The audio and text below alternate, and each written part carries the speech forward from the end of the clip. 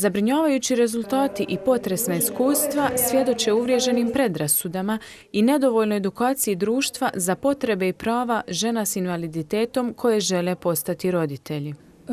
Mi smo u ovo istraživanje ušle sa pretpostavkom da društvo ženu koja ima invaliditet ne doživljava kao seksualnu osobu i da je se ne ohrabruje za majčinstvo i to je istraživanje i potvrdilo.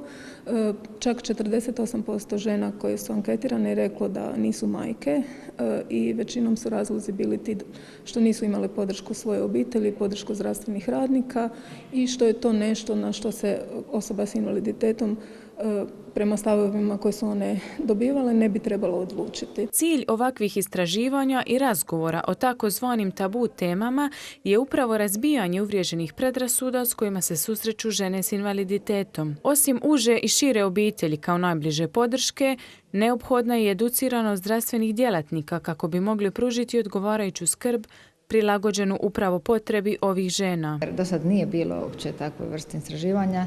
Znači, žene su bile prepuštene same sebi kad su se odlučile na brak i kad su se odlučile na roditeljstvo. Kako bi žene u reproduktivnoj dobi dobile podršku i bile ohrabrene da postanu majke, važno je razgovarati i poticati temu kako bi se samo društvo senzibiliralo.